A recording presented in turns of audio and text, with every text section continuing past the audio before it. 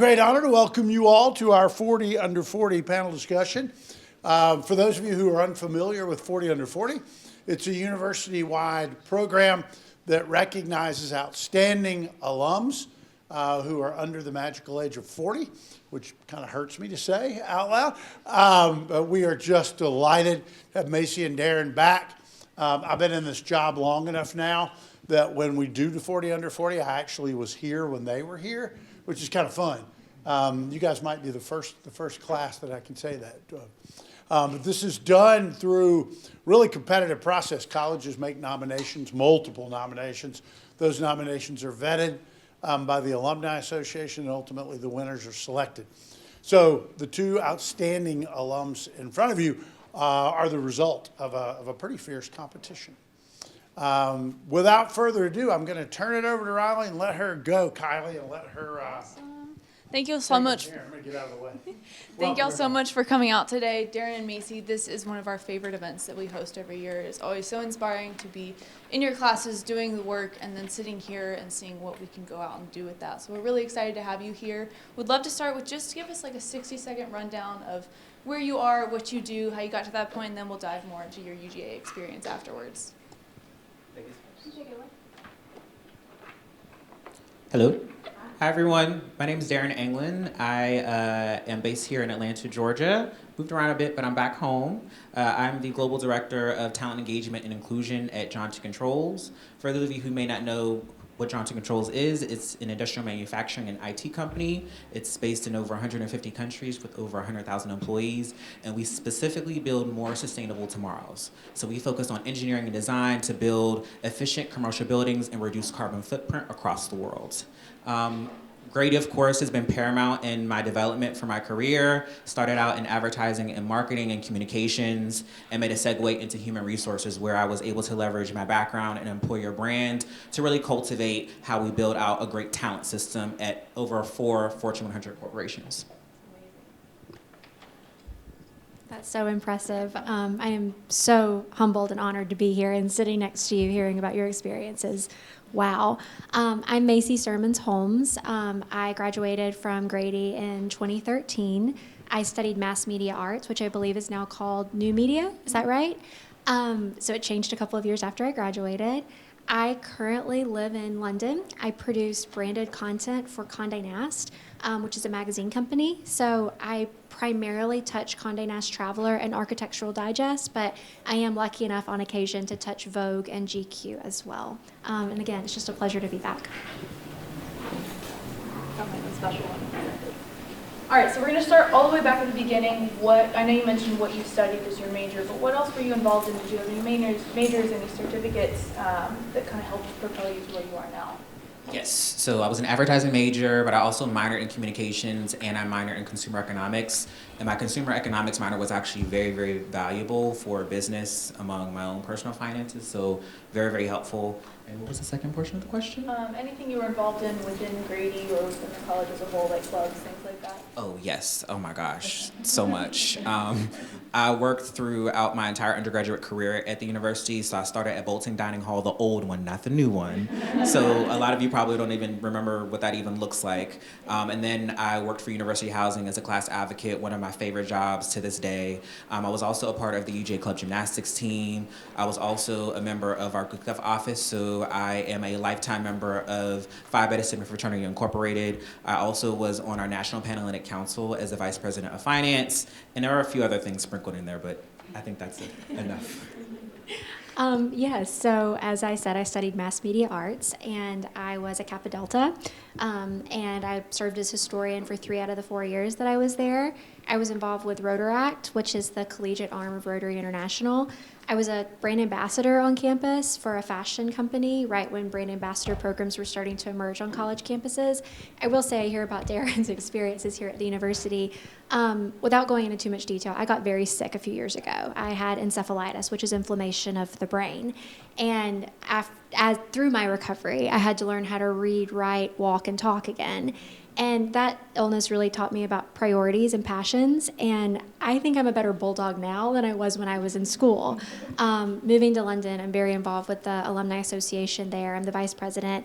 I want to make sure London is a welcoming environment for any bulldogs who are coming across the pond. And also just want to make sure that I'm here for mentorship and encouragement if any bulldogs here or elsewhere are looking for a career in media. That's amazing. Kind of building on top of that, I know one thing that we're all dying to know is what the move to London was like for you. I think that moving abroad is something that's very exciting, but also very scary. Like, we do study abroad, we're there for a few months, and we all go, oh, I should just move here forever. Like, that would be perfect. But what was that transition like for you? Yeah, so if you would have told me in 2019 that I was going to be living in London right now, I would have laughed in your face because I was living in New York. I was one of those New York or nowhere girls. I loved it there. I really did. But in early 2020, I popped over to the UK. I was working on some film project for Food and Wine magazine. And while I was there filming, I met my now husband, Francis. And he's the reason that I ended up moving to London, and that's where I live and work now. In my situation, I was working at Condé Nast when we decided that London was the best place for us to be. And because Condé Nast has offices in New York and London and across the world, they were kind enough to work with me and allow me to make that move and move over to the London office. But you don't have to marry someone from a different country to move there. And I'll share two specific examples. One, Kyla Brinkley. She's a Grady girl as well. She graduated in 2018 with a PR degree, and she was working at PwC in LA when a couple of years ago she decided, you know what, I want to move to the UK. I've visited several times for work. That's the place for me. She leveraged her network, LinkedIn, setting up coffee dates when she was in London or Zoom dates when she wasn't. And she set up dozens and dozens of these. And over the course of a year, she searched for the right opportunity and ended up finding a job with a PR company, Real Chemistry, and they sponsored part of her visa. And now she lives in London, also involved with the alumni board.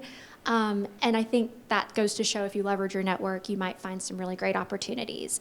And one more great option, one of my dear friends at Condé Nast, Deirdre, she also moved from the New York office to the London office. When she started her job with Condé Nast in 2017, she made it clear her 10-year goal was to move to the UK and said, I'm committed to my job here in New York, but I hope you will support me in this endeavor.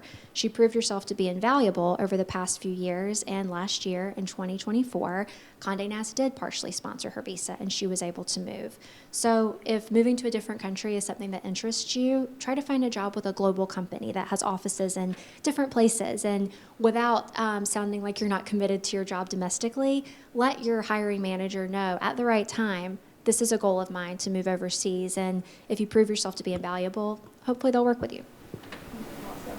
And Darren, I know you may not have gone as far as London, but I know that you started in Athens and you moved around a couple of different places before deciding to come back to Atlanta. What made you go and when made you come back?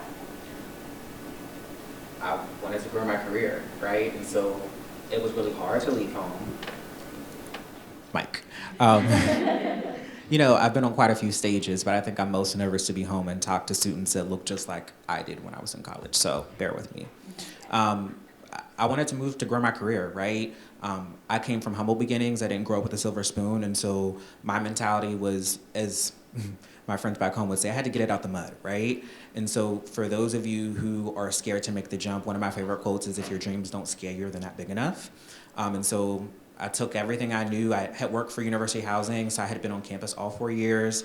I had never lived on my own in my own apartment, and I picked up everything, drove everything I could fit in my 2001 Buick LeSabre all the way up to Chicago, found an apartment at the last minute, and started my corporate career at Allstate, and the rest was history.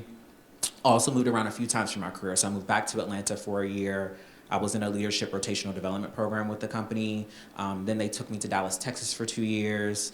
Lived there, made tons of great connections, great friends, and then finally moved back home here in Atlanta during the pandemic. And so I highly encourage you all, as my friend here did, to really consider opportunities outside of Georgia. It doesn't have to be a permanent decision. Whether you go to London, Prague, Paris, Dallas, Texas, Chicago, go there and get some experience. Build a national and global network. And then you can build the life that you want to live, if that's here in Athens, if that's here in Atlanta, or here in the greater Georgia area.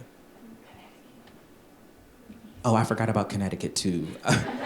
That's my best friend there. She keeps me together. I also went to Connecticut and New York for a summer. I interned at ESPN.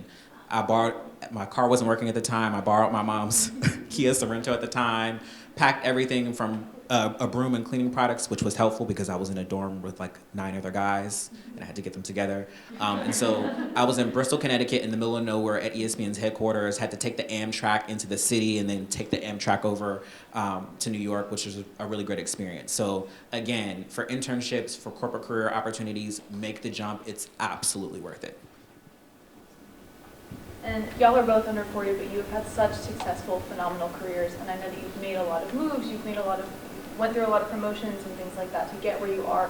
How did you face uncertainty when you were first entering the job market, when you were moving to a new company for the first time or something like that? How did you handle that uncertainty or feeling like you weren't good enough to be in a new industry? Well, I will say, when I graduated from UGA, my first job was with a marketing agency in Washington, D.C. I was doing very well there. I was starting to search for manager level roles within the marketing landscape in DC. And at that point, Southern Living magazine, one of my very favorite magazines, they got in touch with me and they said they had an opportunity in their New York office as a sales and marketing coordinator. And for me, it was a step back in my career in order to get my foot in the door with magazine journalism, which was always a dream of mine, but I didn't think it was in my reach or part of what my trajectory was going to be based on where I was when I first graduated.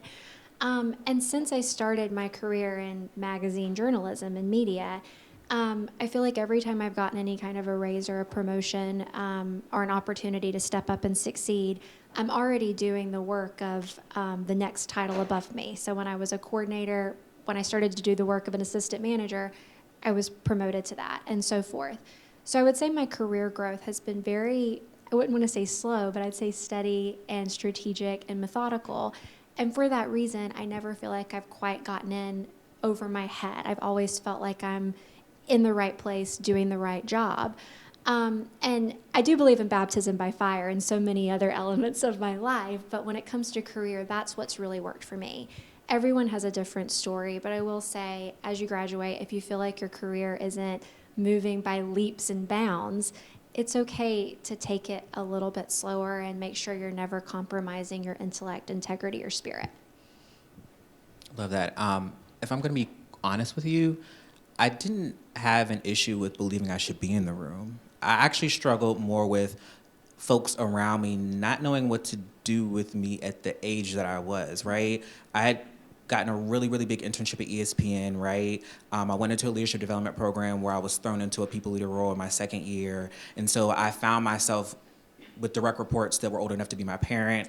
I was working with peers who had 15 years of experience. And so they're like, who is this little snot that like stepped into this corporate role? Who does he think he is, right? And so for me, I had to really be thoughtful and intentional with showing up as a value add collaborator. I had to really make people feel like it was a safe space for them to coach me, whether they were a peer of mine, whether they were a leader, or whether they reported to me, right? I wanted it to be a space where they felt like we could learn and grow together. And so for those of you who may be in spaces where you are talented and you are competent and you can do the job, and someone feels like you need to wait 5 years to be there, don't take no for an answer. Think about how you can show them the value that you bring to the table. Always listen to understand and be willing to learn and be coachable, but don't let them take away your light because you deserve to be in that room. On that note, Darren, I saw in your interview with Grady that was published, you said that there have been times where you've written a role for yourself because you see a hole in an organization. Can you tell us a little bit about that? I'm just curious. Yeah, so I was at Allstate working in a HR role, and I saw that there was an opportunity for us to be more intentional with how we go to market at institutions and universities. We had a really strong recruitment strategy at a lot of big name institutions, right? But I found that there was an opportunity to recruit more from historically Black colleges, minority serving institutions, Hispanic serving institutions. And so I created a role on the early career team specifically focused on inclusion recruitment, where we expanded our core schools to institutions that had strong majors in computer science, IT and technology, where we wanted to recruit, and made sure that we had a wealth of institutions that we could recruit from. We wanted to make sure that we were getting the best and brightest minds from across the U.S., and that included the Sun Belt, and we had tons of opportunities in those corresponding states. And so I actually wrote up a job description and a proposal. I talked about the caliber of the institutions, the degrees they had, and how it directly connected to the roles that we needed. I talked about our struggles to fill certain roles during recruitment season, because Allstate at the time, right, they were rebranding as a technology company, but they were only known for insurance. They were struggling to show up at institutions like the University of Georgia as an IT company when you have Google, Apple, and other big name brands in the space. And so I actually created an early career leader role where I would run our internship program and I would run our go-to-market recruitment strategy at HBCUs, HSIs, and MSIs. My senior manager at the time took the job description and went to our vice president and got approval for the role, and I actually got a promotion, and it was one of my favorite jobs to date. So I love that. I feel like one of the hardest things as a young person entering the workforce is gaining respect, and it's people kind of take you for granted as a young person sometimes. So it's good to know that no one else is going to believe in you if you don't believe in yourself first. That's something really helpful to keep in mind. On kind of the topic of kind of building that self-belief, mentorship has been a really important part of my journey as I've stepped into new potential career fields and new majors. That's always been kind of my first go-to, is who can I reach out to who's in this field already, who's doing this professionally. So have y'all had any stories of mentorship that have really helped guide you to where you are now? So I have been very fortunate. I am very fortunate to have been raised by two of the most prolific entrepreneurs I know, my mom and dad. And they continue to be a fantastic sounding board for both Francis and myself. Just constant encouragement and inspiration. But when I was preparing to graduate from UGA, I also leveraged the insight of some of these powerhouse women in my hometown in Northeast Georgia. Some of them had worked for big institutions like Coca-Cola. Some had built local businesses that were thriving. But it was really exciting to pick their brains and take what I learned from them into the workforce. I will say when I graduated, LinkedIn wasn't as much of a resource as it is now. It hadn't grown as it has today. So it was difficult to try to track down folks who I didn't know, make a digital connection, and ask if I could set up a Zoom date. None of that existed. So now, recognizing what a valuable tool LinkedIn is, I want to be the mentor that I wish I would have had when I was graduating in 2013. So if any of you reach out to me on LinkedIn and you want to have a chat about career or media or moving to a different country, I'm your girl. I'm here for it. Mentors, absolutely. I wouldn't be where I am today without people who have poured into me and took a chance on the young, overzealous kid from the University of Georgia that believed he could be in the room. Absolutely. I mean, I could go on all day from my mentor, Kimberly. She was the vice president of marketing at ESPN, who put me in rooms that I wasn't even supposed to be in, like NDA rooms, so I could hear contracts that were being negotiated with big name brands, which did come to fruition. I did the same thing in terms of going on LinkedIn. I took a class, I think it's Intro to Interviewing. I was supposed to graduate early, but I wanted to stay. I didn't want to leave. And so I took some filler classes, or at least I thought would be a filler class at the time. I think it was an Intro to Interviewing course with Professor Coleman. I hope I'm getting her name right. She's amazing. And one of the things that we had to do in that class was actually reach out to someone that we wanted to work for, we wanted to be, and go do an informational interview and shadow them for a day. And so I actually reached out to someone who worked at this staffing company. By that point, I knew I wanted to transition into HR. Drove to Alpharetta, met them. They let me shadow them for the whole day. We stayed connected. They gave me really good advice on how I could transition into HR from advertising and marketing long term, now that I had completed my ESPN internship. And I bring up that specific example to say that mentors can be cultivated and you can ask for them, right? So don't just limit yourself to the folks that are in your immediate network. Reach out to the people that you think you want to be or that you want to work with and ask them to give you advice. I've never had an experience where I've reached out to a stranger in my industry and asked them for a coffee chat or informational interview and they said no, right? I may have had to follow up a few times to get on their calendar back when I was an undergrad, but certainly they're very, very much so open. I have mentors today, right? So as you continue to elevate in the space, right, you need to talk to the folks who are in the rooms that you're not in, so you can figure out what skills you need to sharpen, how you want to shape your personal brand to grow and elevate so that you're ready to be in the space. That way, when you get there, you're just a little bit further than you otherwise would have been. So again, being coachable, asking the right questions, reaching out to the folks you want to be is going to be paramount for your success. Even if you have all the skills, if you don't know how to translate them in the right room without the right mentors, it's not going to land the way you think it will. So definitely build that network now. Mm-hmm. Have you had any opportunities to kind of come full circle and mentor other people yourself, and you look at them and you're like, oh, you were literally me when I was like a senior in college? Yes. So I started a scholarship at the University of Georgia back when I was an undergrad my senior year, called the Valictia Scholarship. And one of the scholarship recipients, Kevin, he started his own scholarship program, which is budded. It's a huge nonprofit now. He has a board of directors. He's given out multiple awards, and he started this scholarship with the money that I gave him, and his essay talked about how he wanted to build it out. And it's one thing to, read an essay and believe that the person that you're giving an opportunity to is gonna take it. It's another to see it come to fruition. So that's a huge moment for me, to see someone elevate and take it bigger than I did.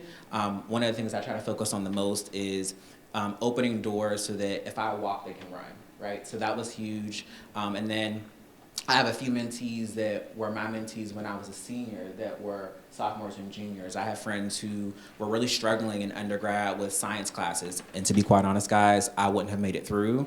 And so, I would give them motivation. We would do study groups together, really make sure that they were focused on staying at the university so they could be successful. And now they're doctors, they're finishing up residency. And so again, another full circle moment to see the folks translate and really take the opportunity to grow, for sure. I've been lucky to have several mentors, specifically in London, that they stick out. I'm a mentor through Soho House, the private members club, but they've paired some of us within that club with some, I guess you could say, underprivileged recent college graduates who may not have the same opportunities that I was so fortunate to have when I graduated. And my mentee, Awa, being able to work with her to strengthen her resume and her portfolio. Now, I will say, she came in and she had already interned at Goldman Sachs and L'Oreal. So I'm looking at her and I'm like, girlfriend, I can learn more from you than you can from me. But it has been just really, really powerful to work with her on her resume and her portfolio and see doors opening for job interviews and being able to help coach her through all of that. And again, her being British and me being American and me choosing to live over there, I have learned a lot from her culturally as well. So it's been a really fun exchange of information and ideas and very powerful. That's a really, really great point. Mentorship goes both ways. And so my mentors have taught me an immense wealth of things. And so I would also empower you all to say that not only can you learn from the folks around you, you can also offer them a lot. You truly are the generation of the future, right? The ball is going to be in your court over the next 10 years to really transform what our world looks like. You can teach us about TikTok and AI and ChatGPT and all of these budding technologies that I'm trying to keep up with. Like, I'm a millennial on the borderline. I know a little bit about the new things, but I find myself like hearing new artists that I don't know anymore, or seeing new technologies come up that I'm like, I actually don't know how to use this intuitively. And so I am calling my mentees so they can keep me on game, as they say, right? And so long-winded to say, again, you're supposed to be in that room, and you can offer a lot in the roles that you're in and to the mentors that you cultivate.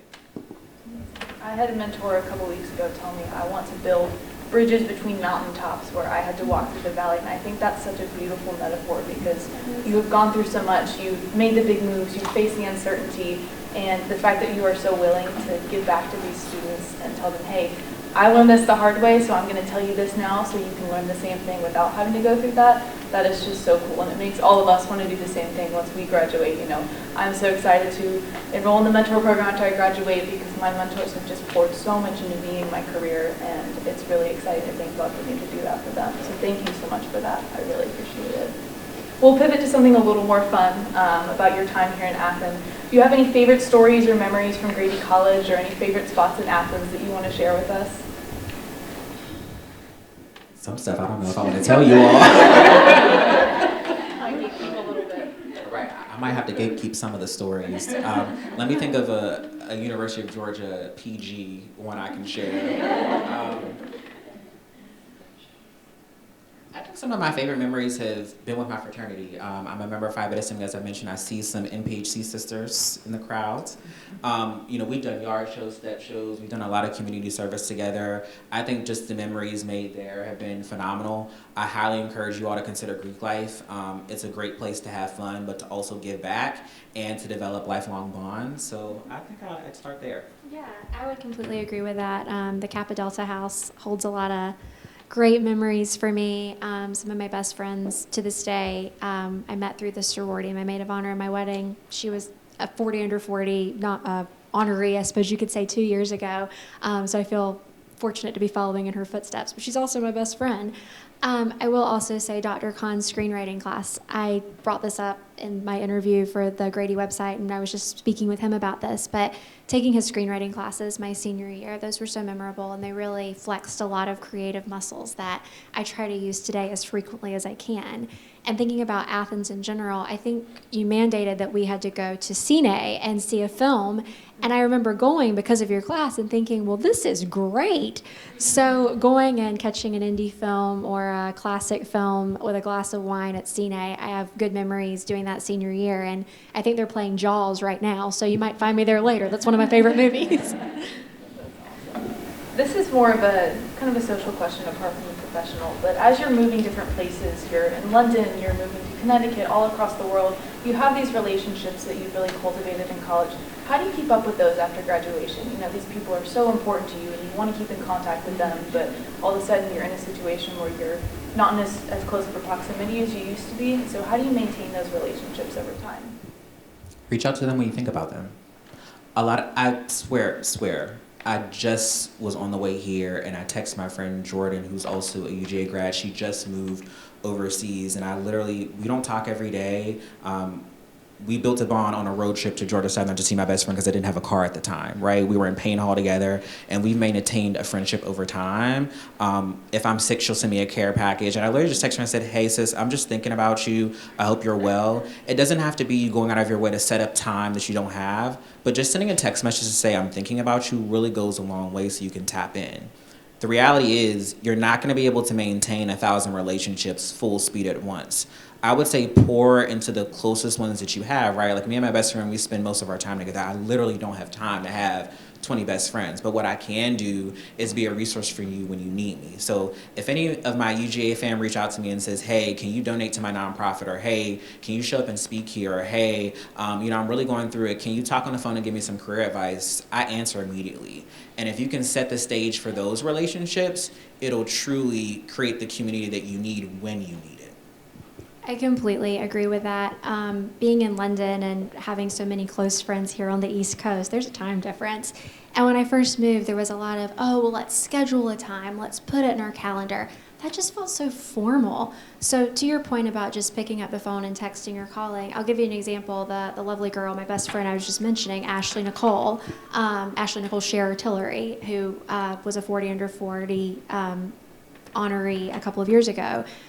This week, she picked up the phone and called me and didn't even say hello. She just said, do they put baked beans on baked potatoes in London? And I said, as a matter of fact, they do. She said, huh.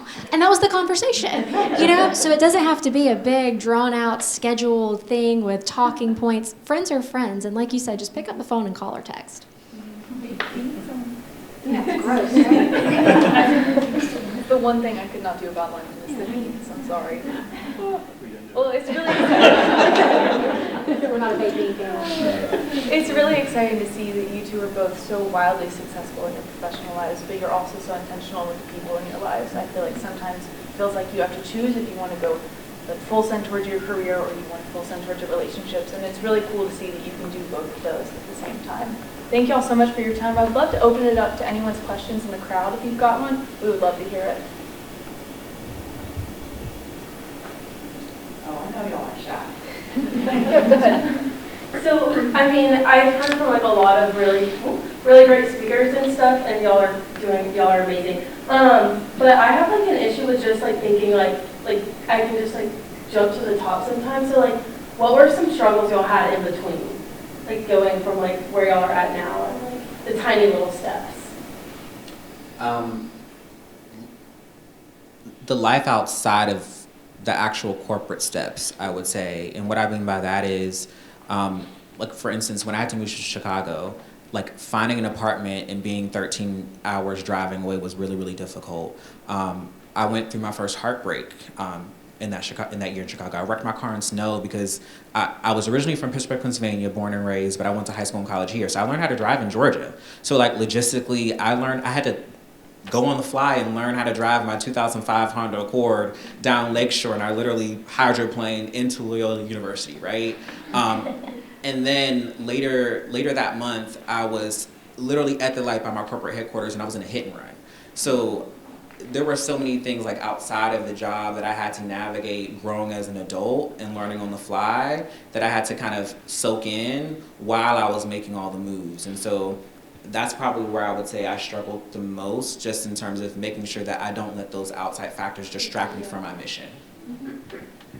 Yeah, like I said, I believe in baby steps in your career. I probably felt like you when I first started in media as a sales and marketing coordinator. I was supporting some salespeople who couldn't do their own expenses, and I'm thinking, well, I should be doing what you're doing.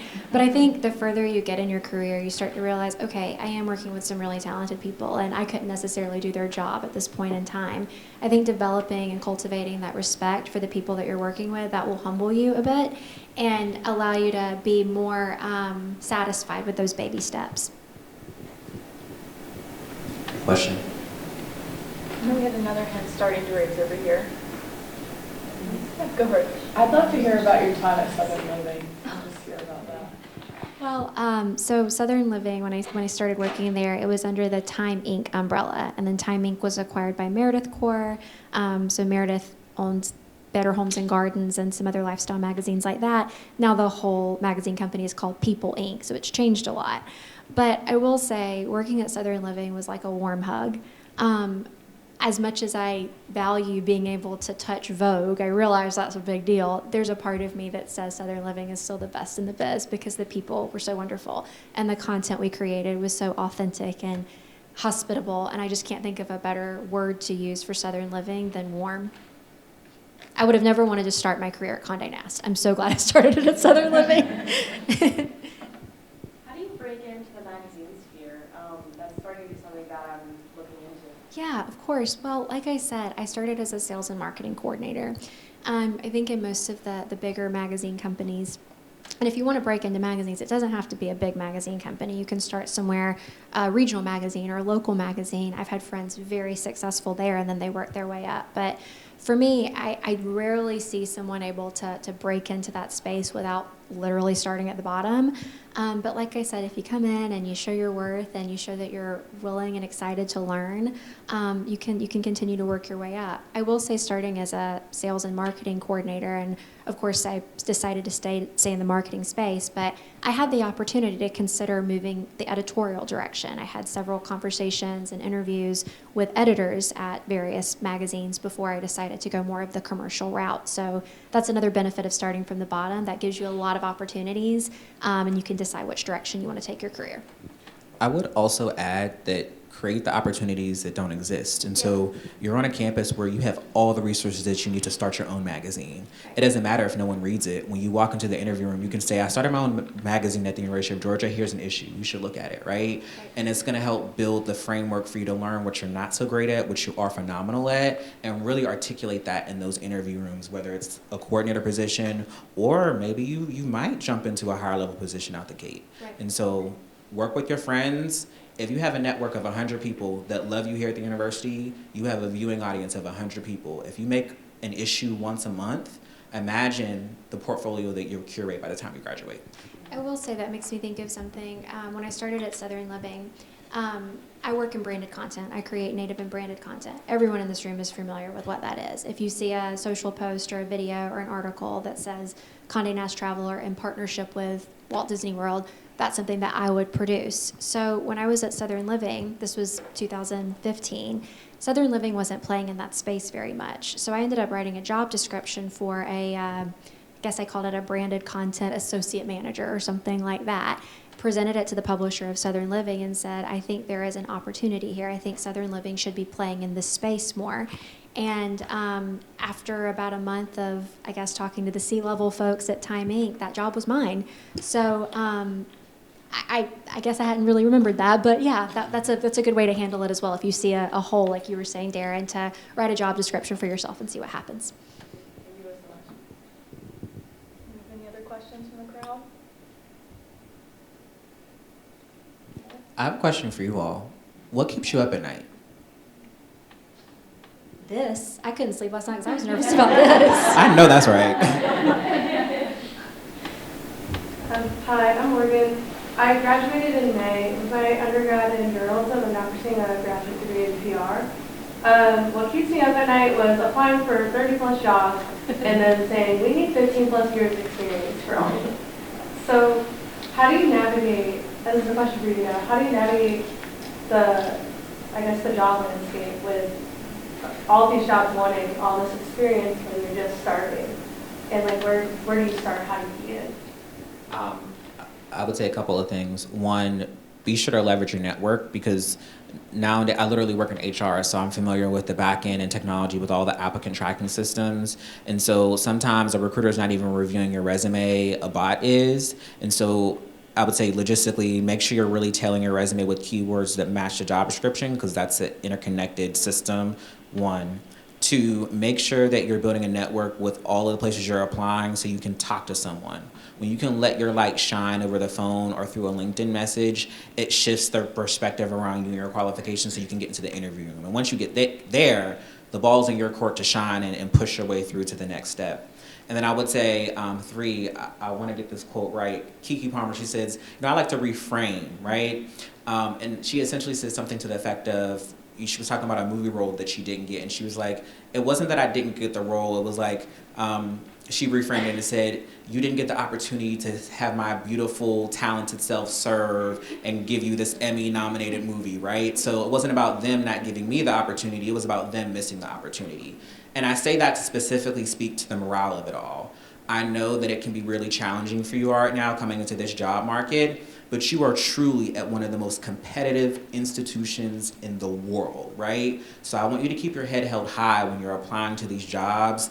The skill sets and the network that you have is unmatched. And I'm telling you, as an HR professional and as a Grady alum, you have everything you need to be in the room. So stay consistent, keep submitting applications, be tailored and thoughtful with them, and make sure that you're reaching out as much to folks at the company as you are through the actual applicant tracking system. I need to write that down. What keeps you up at night? I think for me, I have had so much fun in college and found so many things to get involved in that I just love and I'm so excited about, and it's just fun. And you hear a lot of stories about people kind of like paying their dues after they graduate and having the job that's super entry level, like you're running and getting coffee, you're not doing what you really want to do. And I just like, I don't know if it's stubbornness or if it's optimism, but I'm like, I want an exciting first job. I want something that still makes me excited to get up out of bed every day. So how do you handle that? I would say it's about the journey there. I personally feel like college they're not the best years of your life. I know a lot of people say that, it's a lie. If you're doing everything that you're supposed to do here, leaps and bounds above college. And that's not to say the University of Georgia won't always be home. I mean, I've had a life-changing experience here, and it's one of the most unique in my lifetime.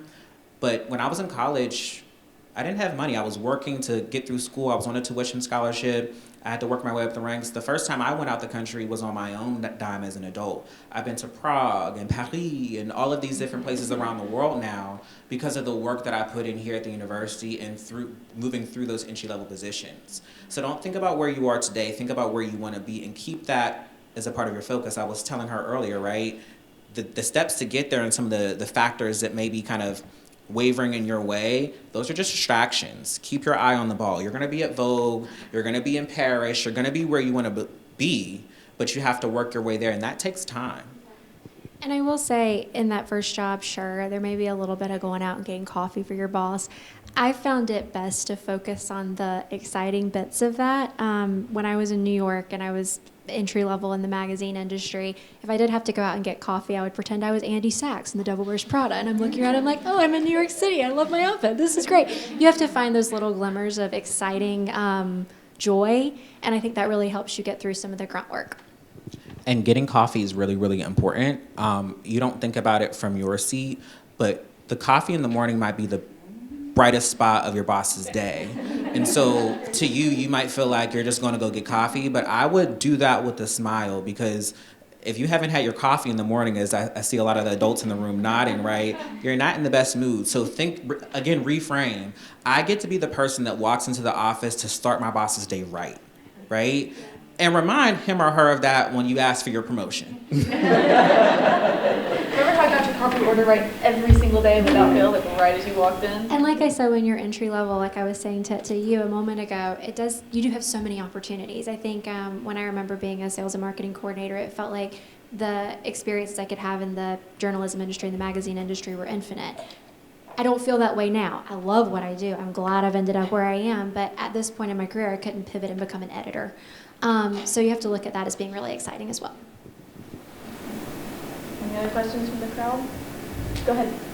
My name is Manya, and I am a first semester freshman here at UGA. And I guess I'm here now, and I'm seeing all these clubs and opportunities that I'm really interested in.